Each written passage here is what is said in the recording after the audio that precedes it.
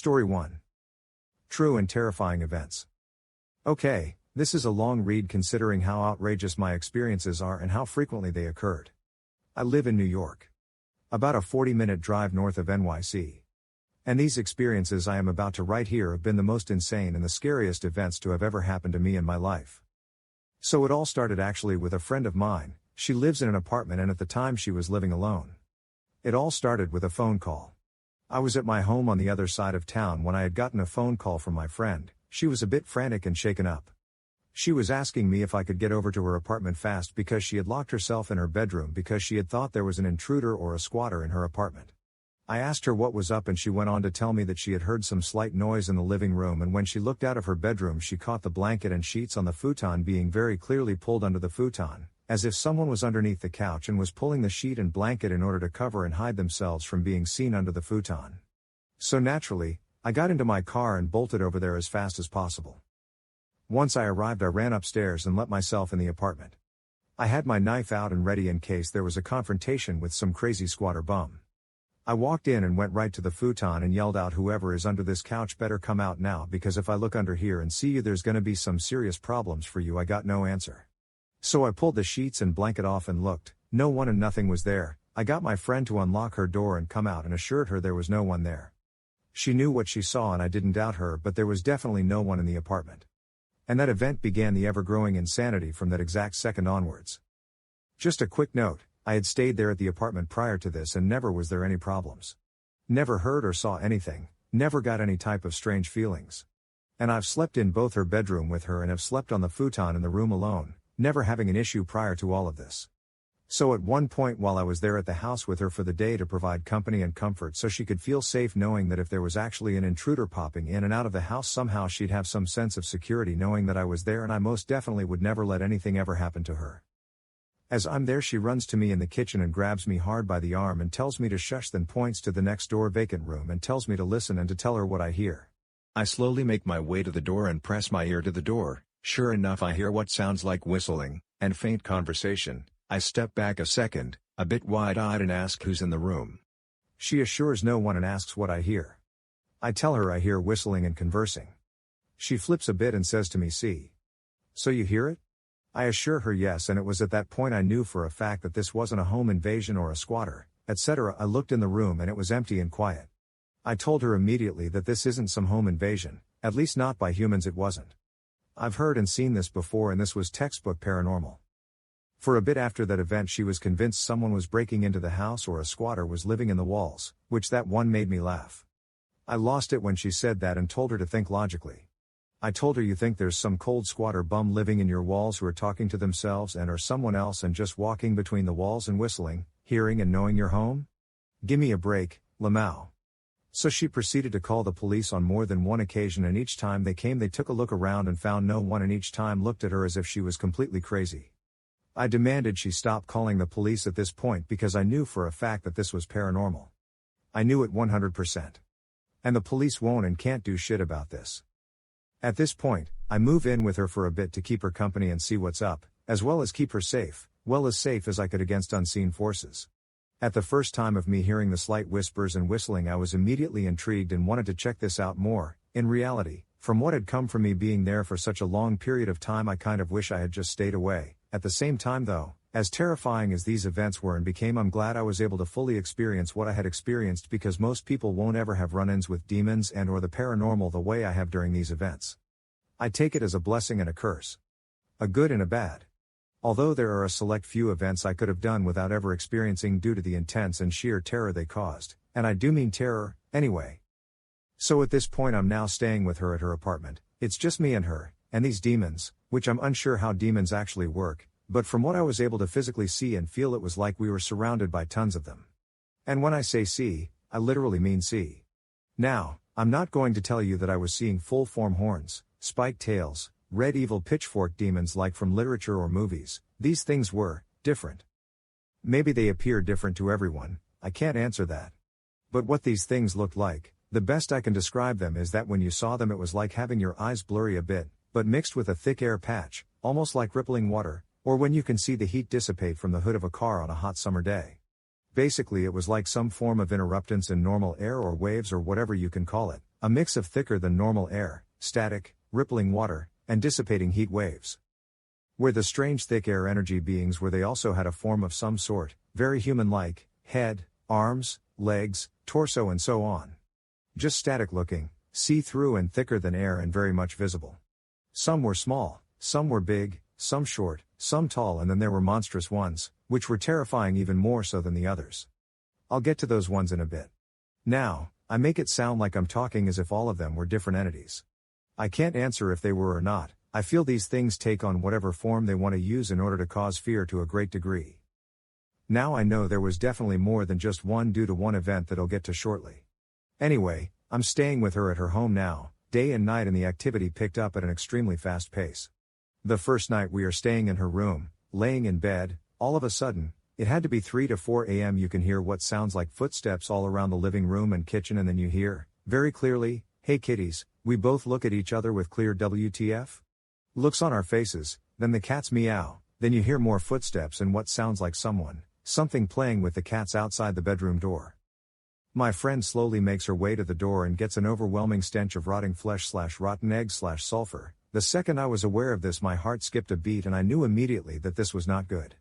So my friend makes a noise and you hear what sounds like a little girl's voice, and then fast, rapid footsteps run to the door, open the door, slam it shut and run down the steps to the bottom door. The bottom door swings open and then slams shut. At this point I'm now beginning to become officially freaked the fuck out. As most would, I would imagine.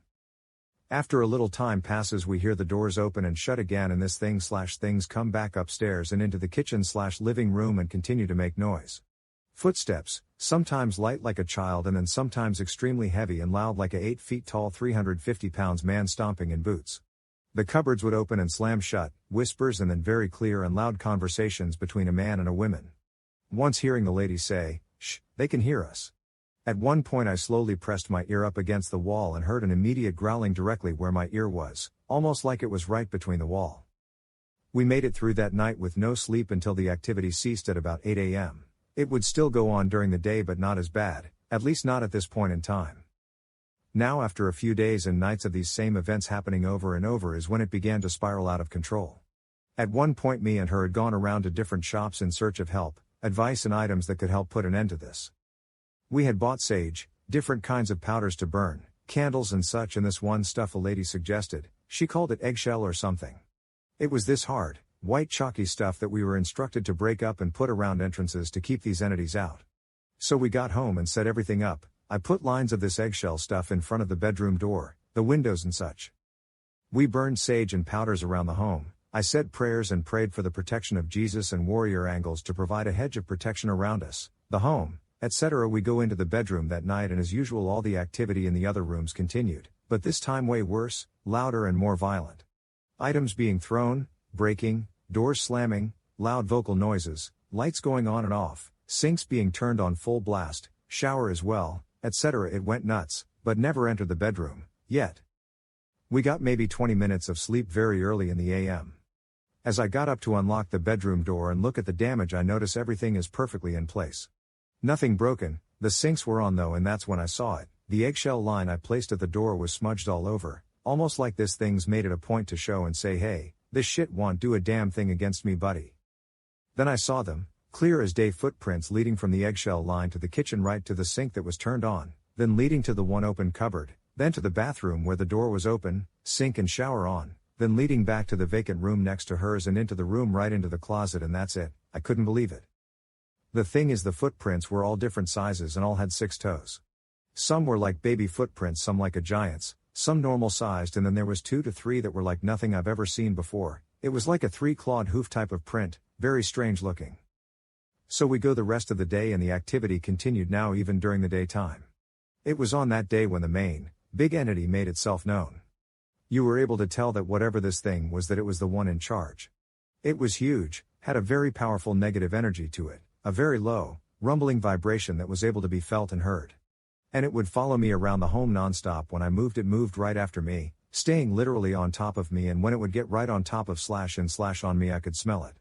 It wasn't like sulfur, but it was a putrid, pungent smell and extremely strong. It would make me gag. And the strangest thing, I really hope that I can get some answers on this one. Whenever it was around, we would hear this three-tone noise, over and over. It wasn't like singing, it wasn't an instrument, it was like electronic sounding kind of, but would do it over and over and over. The best way to describe the noise is it was 3 tones, each tone lasting about 1 to 2 seconds each and would go downwards in pitch, 1 note for each tone. And you could pinpoint where this large entity was just by its tones it made. Wherever you heard that noise you would look towards that direction and there it was, large and static looking, like a grotesque monstrous thing. Cut to the nighttime now and we began to see tons of these static entities now all around the house and the large tone making one lingering around. But for this night it was surprisingly calm, and this was the night that the biggest mistake happened. Seeing as it was calm, the girl with me was talking to these things, asking them to please remain this way and to please not make loud noises and to please stop scaring us and so on, and then she asks them to do things.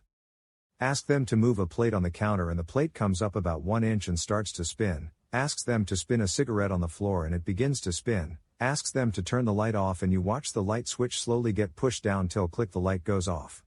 But everything they did was very slowly and almost seemed weak. Towards later in the night she says, okay, we want to get rest, so please stay calm like this and quiet so we can get some sleep. We then see what looked like a dozen or more leg imprints form on the couch in the living room after we see the static beings move towards the couch. We close and lock the bedroom door and lay down to try to sleep.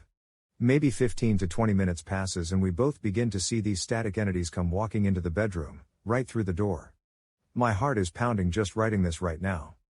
One after the other comes in and one by one they come up to the bed and begin to pile on top of me. I feel like I'm being pushed down by tons of pressure, but am able to get up and move without a problem. I just put my head down and close my eyes as each one piles onto me.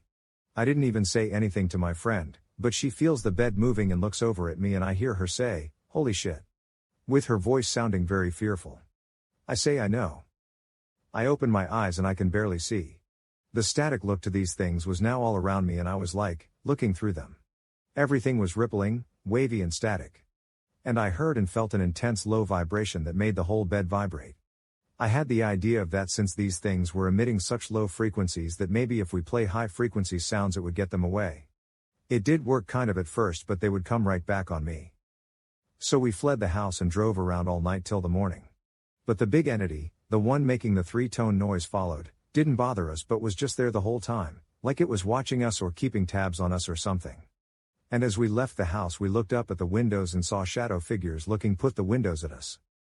The morning comes and we eventually go back to the house. The activity continues through the day and then into the night. Now this night it got even more so weird. We would look outside and see what can only be described as like hybrid demon animals. Not walking around but just stationary, but you could see them trembling at an extreme rate like they were twitching or vibrating or something. Their eyes glowed similar to a cat's in the dark. Sometimes they would look like a wolf mixed with a monkey or something. It was really weird. And we would hear what sounded like a huge horde or flock or group, whatever, of flying things circling the house, and it made the entire home shake. Like the entities called for backup or something and they were in a huge flock circling the home. It really freaked me out hardcore. And it was only me and her who would hear and see this all happening. Anytime we'd have someone else come over, either nothing would happen or things would happen but very slightly and the other person or persons never saw or heard a single thing. So whatever these things were, it was me and her that were being singled out and literally tormented by these entities. The next night we decided to stand out ground because it's been weeks now of this getting worse and worse. We stay in the living room and sat on the couch and I held her to give her as much comfort as I could. That's when the big 3-tone making entity came at me and on top of me, almost felt like it was trying to enter my body. So I pulled up this prayer on YouTube to cleanse and ward off demons, and as I played it this thing got very hostile, angry and restless feeling. It would run off and we would hear the whole time the loud sound of the flying, buzzing horde circling the outside of the house.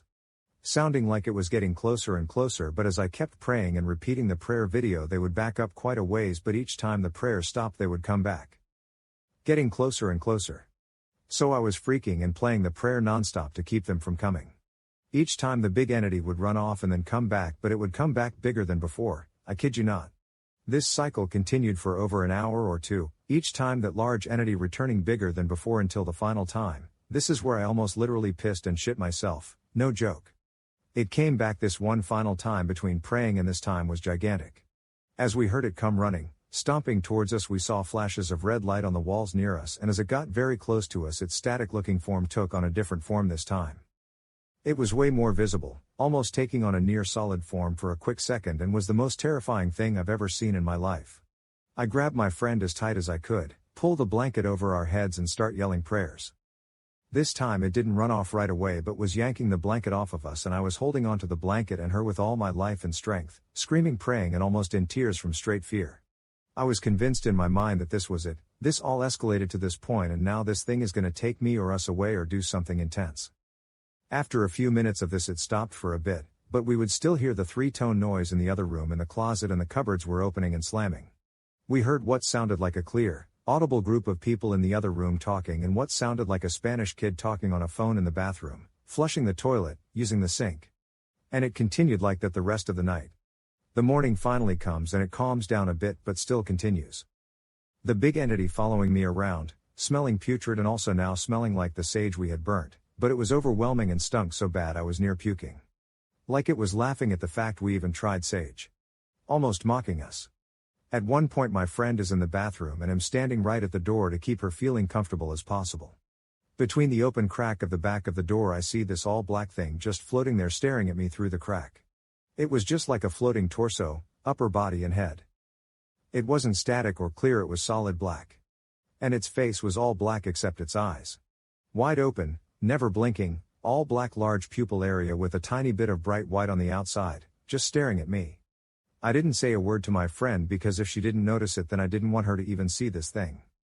Things continued on like this for days and days, never letting up, never stopping and always getting worse. After quite some time it was Christmas Eve and I was going to go be with my family, and she was going to her family as well. We needed a break from that place. So I get to my family's home and the second I'm there I feel the big three-tone entity there with me. I start to freak, thinking no way this thing is here with me right now, how? Why?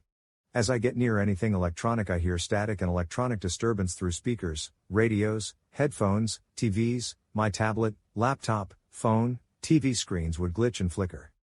Everywhere I looked I was being made to see these demonic visions, literally everywhere, and there was this large purple mist that was flowing me around. I had this horrid taste in my mouth like rotting flesh and that putrid smell that the entity would give off, non-stop. I couldn't eat or drink anything due to this putrid taste. Now, my family household is Christian. I was brought up Christian and my mother especially is very strong in her faith. It gets to be Christmas night and I ask my family that we come together to pray over me. So we all come together to pray over me at this point and it got extremely intense. As the praying became stronger I could feel these things coming off of me. I had my eyes glued shut as we prayed and at one point opened them up to see a dark black mist in between us all. As my eyes are tightly shut and we continue to pray it was as if something was trying to pry my eyes open. And as that would happen I would catch quick glimpses of these terrifying things all around. Towards the end of the prayers I catch a quick glimpse of this huge, tall entity that took the form of a man, about 8 to 9 feet tall and huge, I mean solid. Wearing what looked like a tattered suit almost. And a bunch of smaller, demonic-looking entities all around this large thing. And I feel a tugging on my body, near my legs like something was attempting to hold on and not let go as strongly as it could. After about 30 minutes of praying we all just stop. The taste in my mouth was gone, the smell was gone and I felt lighter, but I could still feel as if there was one entity still left with me. I know for a fact it was still there, but my mother kept telling me that she didn't feel or sense anything and it was in my head now and that everything will be fine. But I knew for a fact that there was still at least one thing still with me. Now it calmed down after this a lot, but that night as I tried to sleep I would hear the loud thumping of a heavy entity coming upstairs into my room and right on top of me, but this time now it always smelled like fabric burning, like nylon or something, like my clothing or bed was on fire. I kept waking my mother up to come pray with me more and she kept telling me that there was nothing and not to worry, but it was there, I know it. It was still so intense there was no way it was just my mind tricking me. So we go to the hospital to get me checked out, just to rule out insanity or something wrong with me internally or something. Everything checks out fine. I get a psych evaluation and they say I'm perfectly sane. Never in my life up till this point have I ever been looked at as crazy or insane. And it was beginning to get me extremely frustrated. This entity was trying to make me look like I was a nutcase to the world. All this continued on for about 2 weeks at my home, things walking around me as I sat on the couches, my bed, anywhere, smells like my clothing was on fire. I would feel intense heat on parts of my body until I would move away from this entity and it would follow me and get right on me again every time. One night I was exiting my room, The hall light was on and I was going to go downstairs. As I get near the steps, my parents' bedroom is in front of me a ways and I immediately feel fear and danger. I start to pray out loud, and at that exact moment this 8 feet plus tall black mist comes charging at me from my parents' bedroom and begins to circle around me extremely fast and is screaming and barking in my ears very loudly. It wasn't like it was one person screaming though, it sounded like multiple screams. I lost it, I stop praying and fall to the floor and start to scream in fear like I've never felt before. My mother comes running and grabs me and holds onto me tight, and I feel a tugging on my torso and hear a slight growling to my right. It was extremely terrifying. That was the last big, intense event. After that it would start to calm down as days passed, but was still there. It'd feel it and see it, smell it all the time. At night when trying to sleep it'd see the static entities and they would be peeling the blanket off of me and entering under the blanket, pulling at me with what felt like pin pricks and such. One night they were drawing images on my microfiber blanket. One of the images was of what looked like an arm coming out from underneath me where I sat, and then a hand. Like it was waving and saying, "Hey, I'm inside of you," or something. It freaked me out. Things continued for a bit of time but began to dissipate until things went back to normal, kind of. I still to this day see shadow forms here and there dart around and just have a general feeling like this thing is still around but waiting dormant or something. I can't better explain it. Is this thing still around? Is it possible that out of nowhere, be it within the next day or so or years down the road, that all of a sudden this can all happen again? My entire life has been changed by these experiences. What can anyone make of all this? What the hell went down here? And does anyone out there have any answers as to why that one entity made that 3-tone noise constantly? Because I've searched everywhere and can't find any information on that specifically. Story 2. Our bizarre experiences with the forest behind our house eventually forced us to move out. I was 8 years old when we first moved into the house on the edge of the forest. My parents had their doubts about buying a house with a backyard bordered by forest. They had concerns about wild animals getting into our bins or hurting our dogs, and were worried one of us might go too far into the trees and get lost. But it was cheap, my dad liked the seclusion, my mom loved the house itself, and my siblings and I were excited about playing in the backyard and exploring the forest. Our first sign that something wasn't right was that our dogs were absolutely terrified of the forest. They never went into the forest for any reason. If a toy they'd been playing with found its way past the tree line, they would refuse to retrieve it, and when one of us went in they would pace anxiously until we returned. On occasion we'd notice the dog staring at a spot in the forest in obvious distress, sometimes growling or barking, but we could never see anything there. My brother once carried one of the dogs into the trees to show her there was nothing scary about it, but she wriggled out of his grip and sprinted into the house in a panic. If we were in the backyard when it was getting dark, we sometimes heard noises like someone was walking through the forest, sticks crunching underfoot, branches being pushed aside. If we called out there was no response, but if we shined a flashlight around we would occasionally catch a glimpse for just a split second of something that we could swear looked like a person walking around in the dark. My parents quickly banned us from entering the forest at all after dark, and even during the day we weren't allowed to go out of sight of the house. My sister's bedroom window looked out at the backyard and the forest beyond, and she remembers looking out her window one night and seeing a shadowy figure standing right at the edge of the backyard. She says there was something wrong with it. Like it wasn't quite standing on the ground, and it was a little too tall to be a person, and it was sort of distorted. And she was convinced it was staring at her. She called for our dad, saying there was a man in the yard staring through her window, and when he ran outside to chase off whoever it was, she continued to watch the figure. It didn't move away, but when the light from our dad's flashlight passed over it, it suddenly just wasn't there anymore. We regularly heard knocking at the back door at night, with no one there. Our parents thought it was teenagers playing pranks, and stopped bothering even opening the door, until one rainy night when the knocking was persistent and agitated. My mom pointed out there might be someone needing shelter from the heavy rain outside, but when she opened the door, not only was there no one there, but there were no wet footprints on the porch.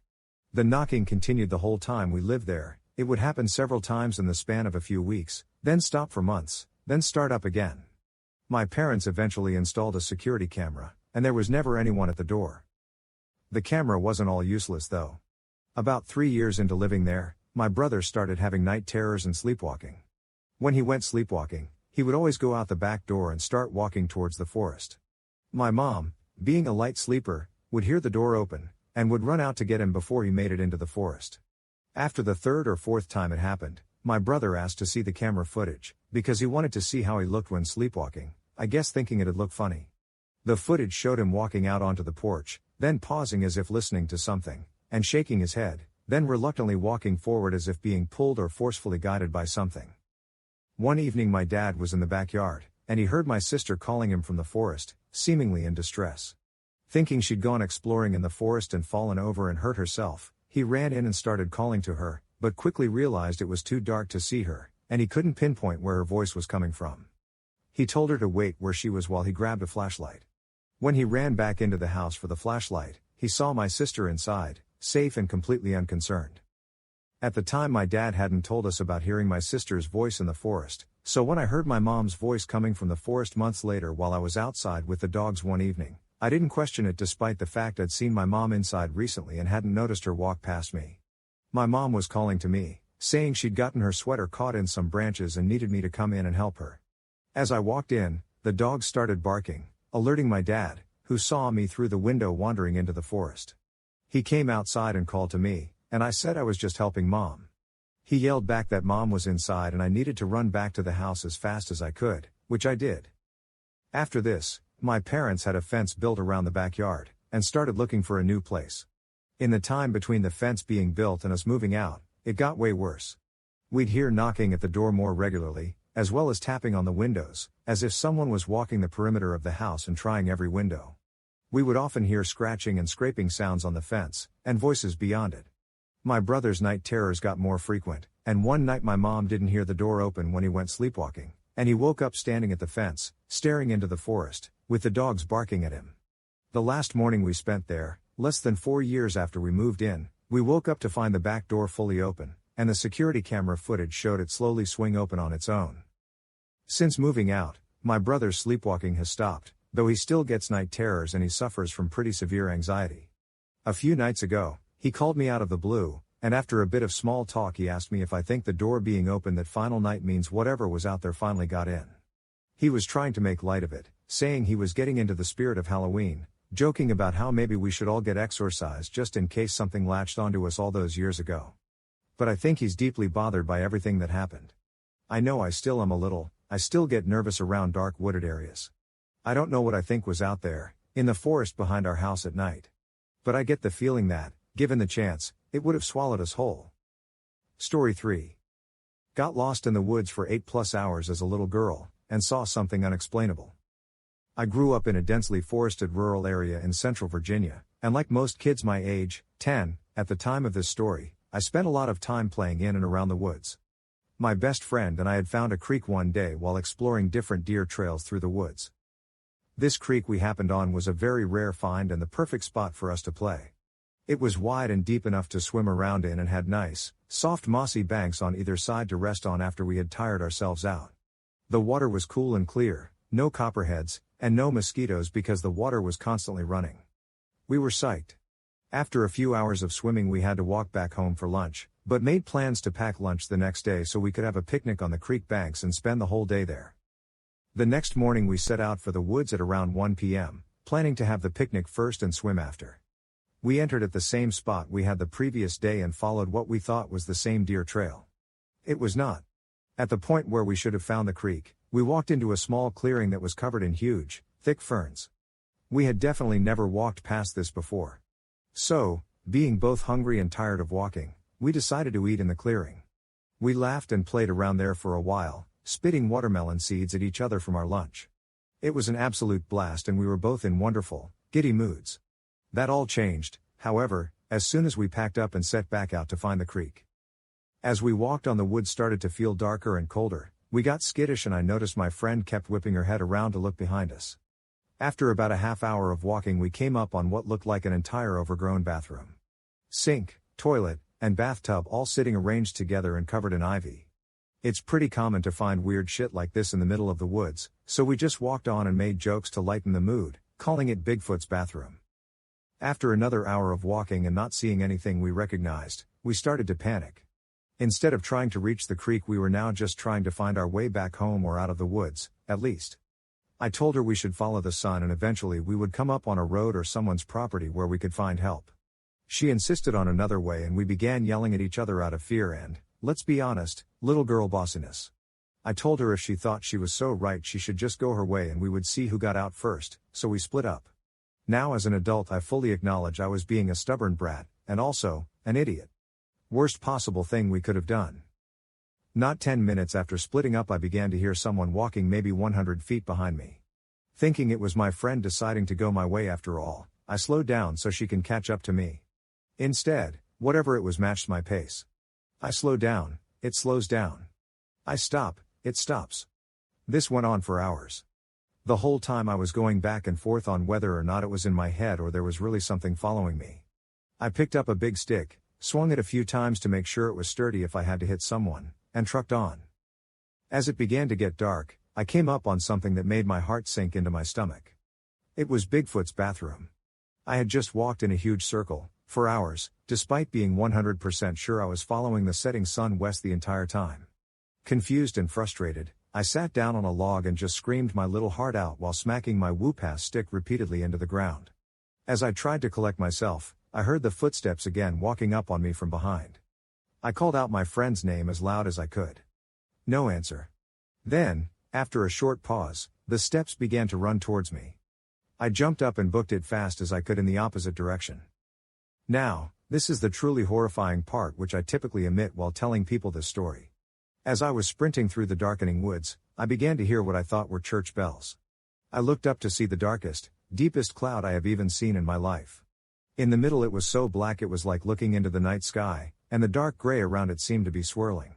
It gave me a horrible feeling to look at, almost like the nausea you get when looking through binoculars too long. What sickened me further is that I realized the sound of the bells was coming through the hole in the cloud. They were deafeningly loud, I mean really booming out of this thing. When I realized this I stopped dead in my tracks. I felt a sense of absolute and overwhelming dread that has gone unmatched in all my 24 years on this planet. Something in my head began screaming that if I did not run away from whatever the hell that cloud was no one would ever see me again, I would be gone.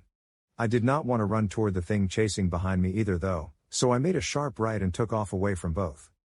It was now completely dark and I was running blind through the woods, smacking through branches, wheezing, and tripping every few feet for what seemed like another hour. Until I smacked into something low and flew over it, hitting the ground so hard all the air in my lungs was knocked out of me. As I lay there trying to recover, I realized I couldn't hear the bells anymore. Then my eyes adjusted more to the dark, and I realized what had just made me go ass over teeth was an old fence. Grabbing hold of it I prayed it would lead me to a farm, and sure enough it did. I walked up over a hill about a mile to the back of the farmhouse, explained what had happened, and the farmer graciously gave me a ride back home. I was covered head to toe in scrapes, oozing blood, and more exhausted than I had ever been in my life, but I was finally safe. It was past 9 p.m. when I finally walked through my front door. My friend had gotten back shortly after we split and figured I had as well, so hadn't told anybody I was lost, and my family just figured I was still out after dark, which wasn't uncommon for me. They were shocked when I walked in beat up and crying. Nobody had been looking for me at all. To this day I wonder how long they would have waited to come find me if I hadn't been lucky enough to find the fence, and if it would have been too late. Thanks for watching. Don't leave before leaving a like to this video, also hit the subscribe button to support my work. And as always, have a horrific nightmare my dear.